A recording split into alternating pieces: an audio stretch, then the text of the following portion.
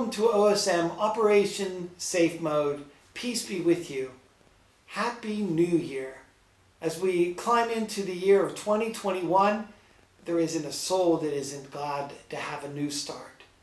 But yet, so often the consequences of years past are always a part of our new future.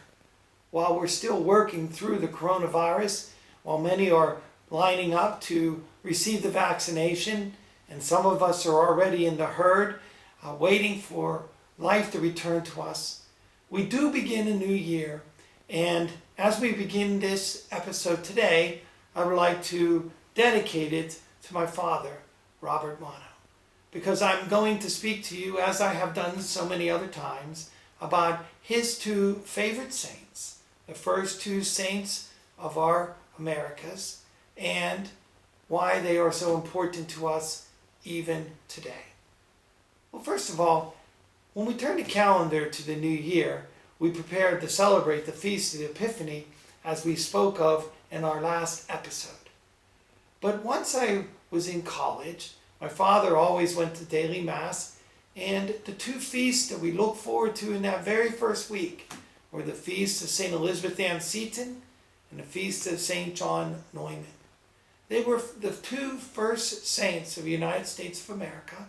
They were canonized in 75, 76 in order to celebrate our nation's bicentennial. They were my father's favorite two saints because he prayed to them quite often for healing. He also loved them because of their relationship with Catholic schools, the Holy Eucharist, and especially because he could visit their shrines. St. Elizabeth Seton, obviously in Emmitsburg, and St. John Neumann in Philadelphia, Pennsylvania. So what I would like to do is just speak a little bit about both of them. I've done this in the past, but I want to do it again in how St. Elizabeth Ann Seton and St. John Neumann, even today, call us to that basic, important, grounded faith that will get us through even these times as we continue in safe mode. First, I would like to talk a little bit about St. Elizabeth Ann Seton, whose feast day is January 4th.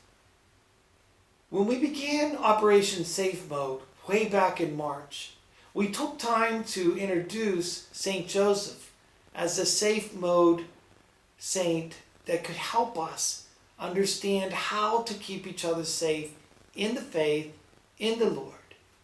And as the time wore on, we've changed in our reality of the coronavirus.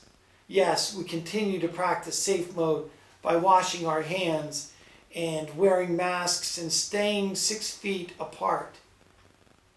But it became very personal when loved ones that we knew had the coronavirus. And also the reality of the virus being present and being exposed to it caused us to do something that we really never understood, and that was the idea of self-quarantine. Yes, it was one thing for us to choose to stay home and stay away from some of the events that would expose us. But the true quarantine, when somebody that we love was exposed or is sick, we needed to stay away and allow the virus to run its course.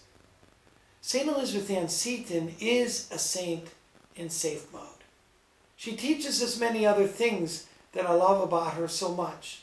She founded Catholic schools, she was a convert, but it was her ability to work through two separate quarantines in her life, losing loved ones in the process, that makes her the person that we can pray to in our time of quarantine.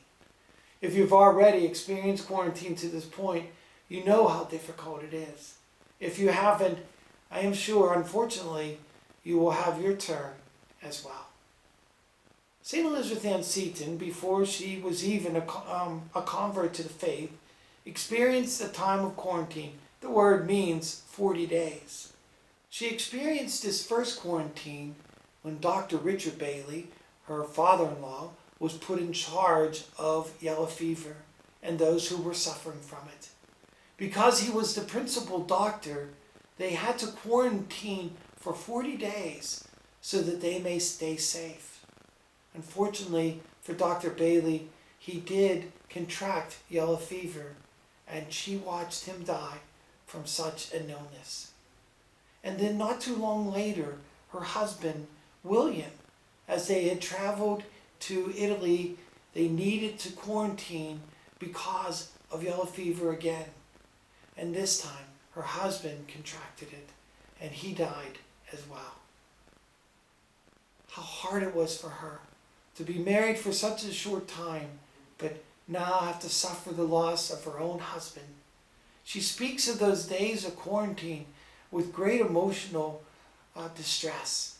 Let me just read to you a quote from that time. Mother Seton says, "My eyes smart so much with crying, wind and fatigue, that I must close them and lift up my heart. God is our all indeed. If sufferings abound in us, his consolation also greatly abound, and far exceed all utterance. If I could forget my God one moment at these times, I shall go mad." This was when she was quarantined in Italy in 1803. The simple reality for Mother Seton that she teaches us about quarantine is if we forget that the Lord is close to us and that we're staying safe in him, we will truly go mad. The anxieties, the fears, the loneliness, and even the sense of being held captive could overcome us. I know that so many people are struggling from loneliness. I know so many active people who, even though they can work from home while quarantined, ask themselves the simple questions. What is my life really about? And how will we overcome these things? Mother Seton tells us that her eyes burned with those tears. Remember, every tear burns our eyes with sorrows, but also clear us to have the vision to remember that if it wasn't for our consolation in our Savior, we would truly be lost.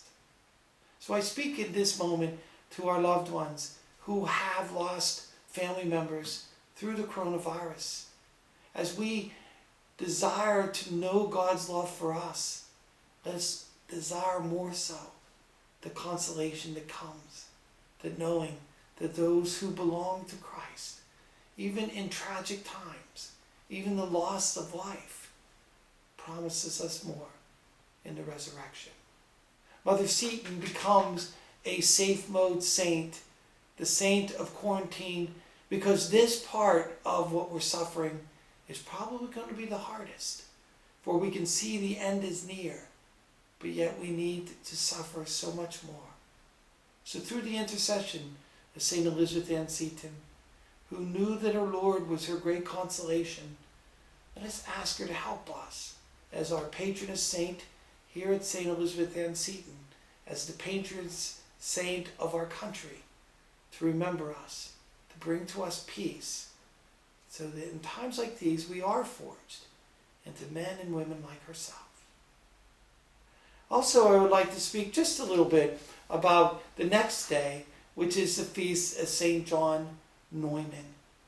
St. John Neumann was a priest in the Diocese of Philadelphia who became the bishop. And when he became the bishop, he felt very inept to be a leader of the people, for he was much more willing and desiring to serve them as a pastor.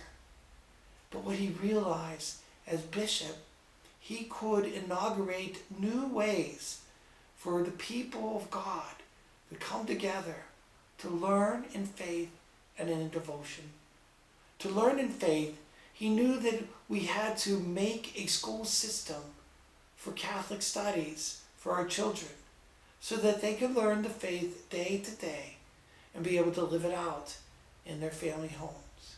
He also knew that the devotion to the very thing that we are in Jesus, in the Holy Eucharist, had to be the center of our young lives as we are formed and forged into Christ. So he began the practice that we've come to know as 40 hours, Eucharistic adoration, an opportunity to specifically come to remember who we are in the bread of life. As we turn the page from the birth of Christ into his baptism, St. John Neumann reminds us that it is the Eucharist is the source and summit of our lives. He would be quoted later, much later, in our generation by the great St. John Paul II, who would remember that it is in these humble devotions that we find Christ, the one whom we count on, as St. Elizabeth Ann Seton said, to give us consolation, or we would surely go mad trying to live the world without his presence. So, if you ever have the opportunity, perhaps maybe after this pandemic, to visit 2 shrines, one in Emmitsburg, Maryland, to see St. Elizabeth Ann Seton, or in the heart of Philadelphia, to see the little bishop, John Neumann, I would encourage you to do so, because knowing saints and visiting their shrines give us the confidence to continue to stay safe in the Lord. So as we begin 2021, I know that we will be together again, but led by great men and women who have suffered much on their own behalf, can give us the lessons that are necessary to stay safe in the Lord.